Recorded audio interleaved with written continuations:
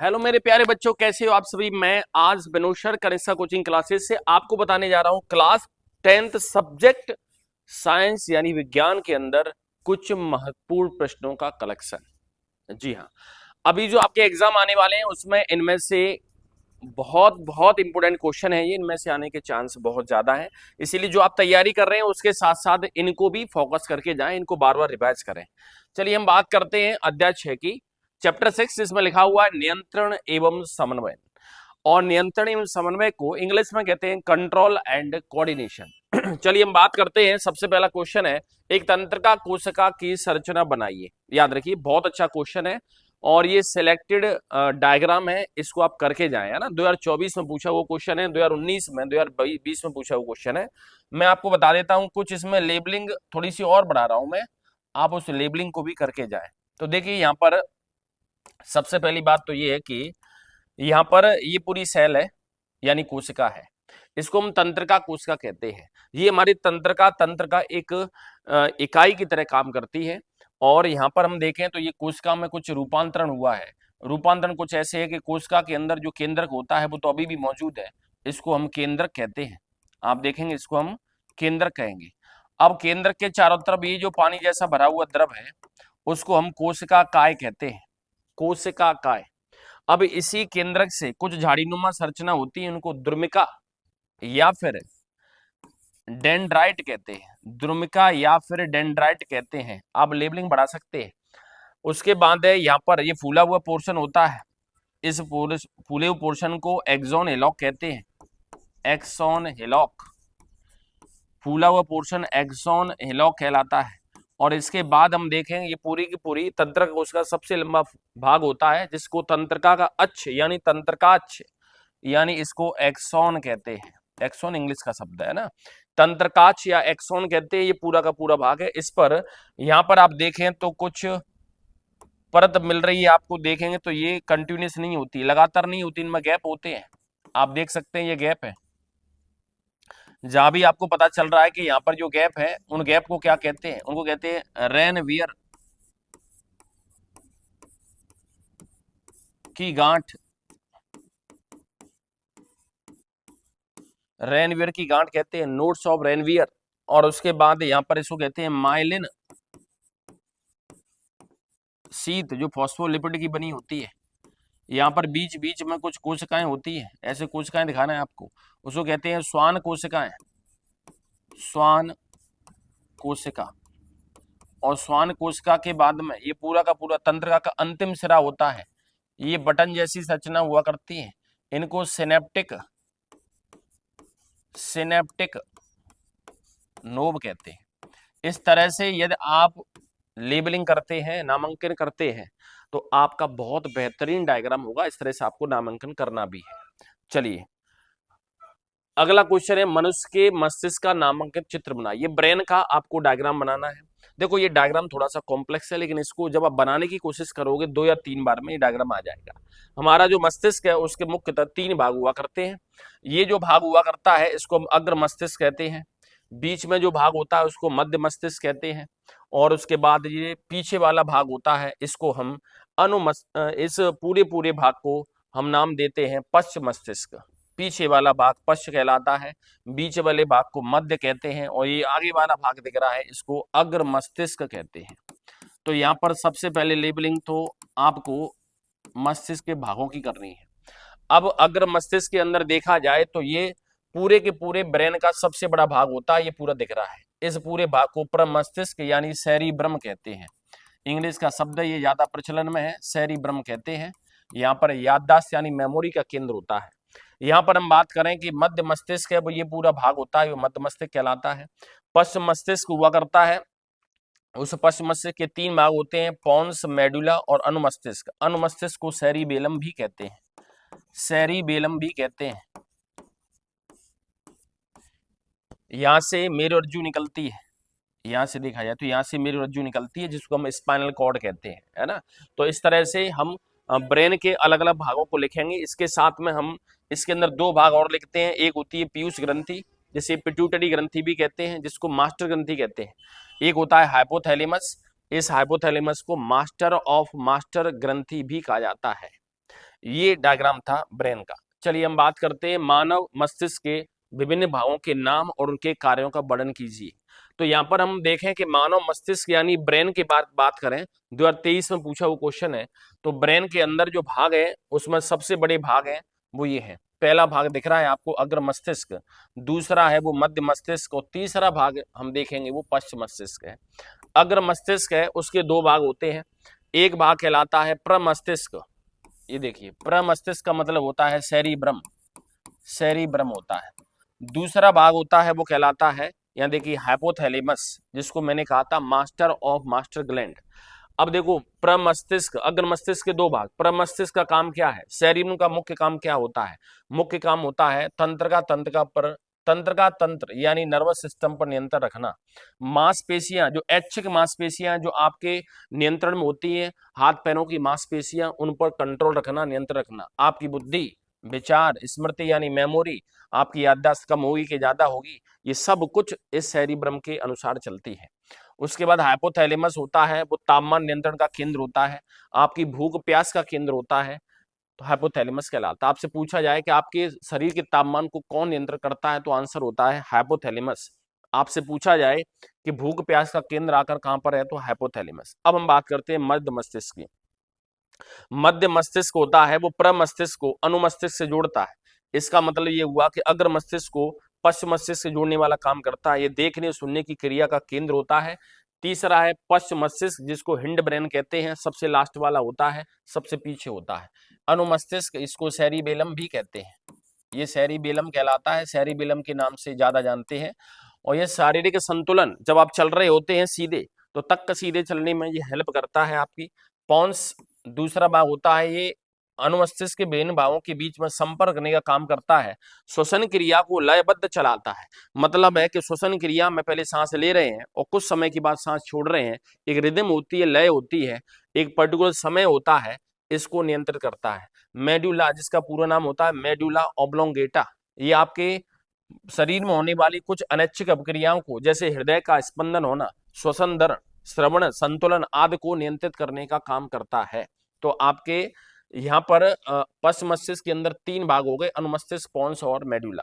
चलिए हम बात करते हैं अगले क्वेश्चन की, प्रतिवर्ती क्रिया से आप क्या समझते हैं। इंग्लिश वाले इसको रिफ्लेक्स एक्शन कहते हैं। प्रतिवर्ती क्रिया आखिर क्या होती है, इसकी क्रिया विधि को चित्र सहित समझाइए, विचित्र नहीं भाई, चित्र सहित समझाइए। तो यहाँ पर मैं आपको बता दूं कि प्रतिवर्ती क्रिया मनुष्य प्राणियों के शरीर में होने वाली वे अनैच्छिक क्रिया है। सबसे पहले अनैच्छिक क्रिया होती है, ये आपकी इच्छा के अनुसार नहीं होती, जो कि किसी प्रेरणा अथवा उद्दीपन हो या फिर किसी प्रतिक्रिया के रूप में उत्पन्न होती है, वही क्रियाएं प्रतिवर्ती क्रिया कहलाती है। अब प्रतिवर्ती क्रिया के अंदर हम बात करें तो आखिर प्रतिवर्ती क्रिया कैसे चलती है, तो प्रतिवर्ती क्रिया के चलने का तरीका कैसे है, देखो ये हमारे यहाँ पर स्पाइनल कॉर्ड है जिसको हम मेरुरज्जु कहते हैं। अब इस मेरुरज्जु के लिए संदेश कैसे जाता है, देखो ये सबसे पहली बात बता दूं, इसके दो मुख्य बिंदु है प्रतिवर्ती क्रिया रिफ्लेक्स एक्शन के। सबसे पहले अनैच्छिक क्रिया होती है, त्वरित क्रिया होती है, वेरी फास्ट, बहुत तेज क्रियाएं होती हैं।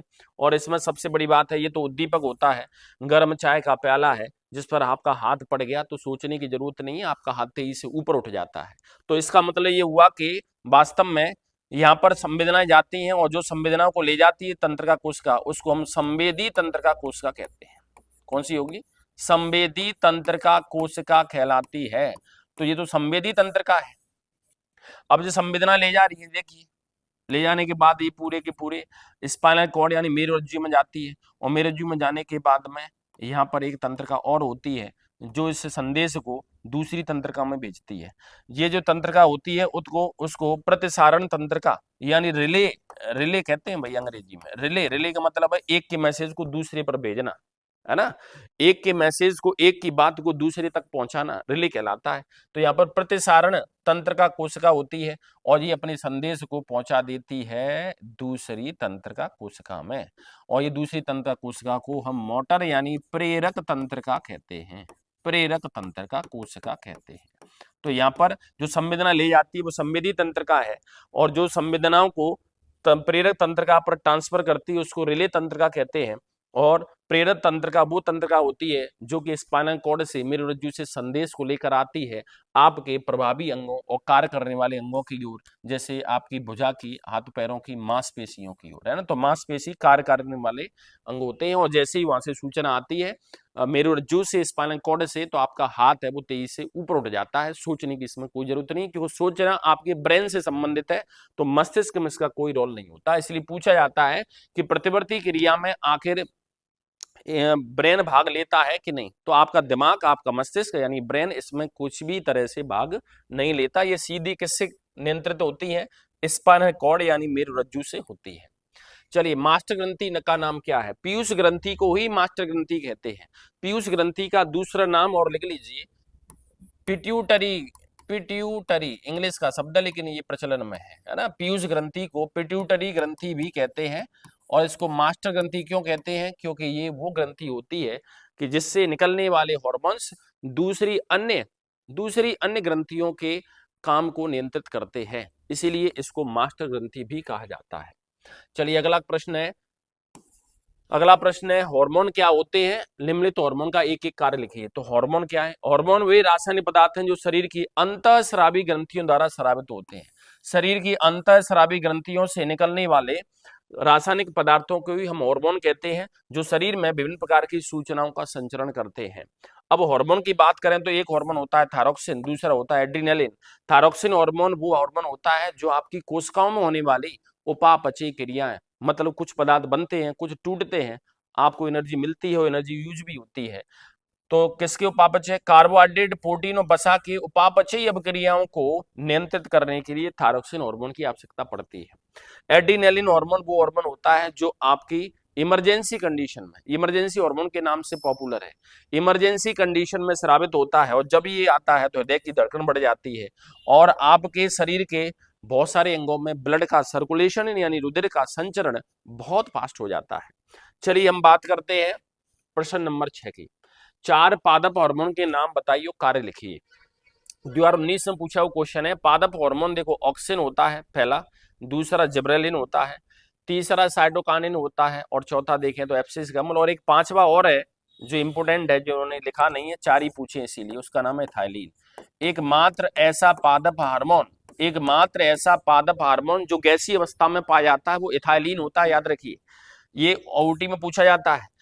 एकमात्र ऐसा पादप हार्मोन जो गैसीय अवस्था में पाया जाता है, तो गैसीय पादप हार्मोन कौन सा है? इथाइलिन। गैसीय पादप हार्मोन कौन सा होगा?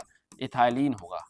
अब हम बात करते हैं, देखिए, पादप हार्मोन वे रासायनिक पदार्थ जो पौधों में होने वाली वृद्धि और विकास की अभिक्रियाओं को नियंत्रित करते हैं, पादप हार्मोन कहलाते हैं।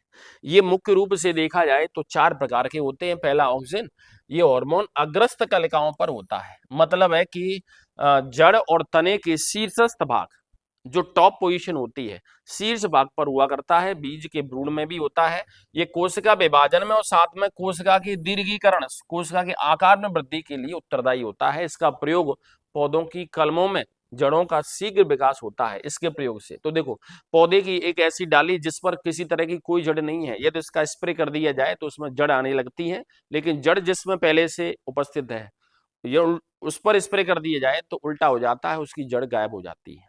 ये ऑक्सीजन हार्मोन का काम है। ऑक्सीजन हार्मोन का एक और बता दें, मैं आपको ये बता देता हूं कि प्रकाशानुवर्तन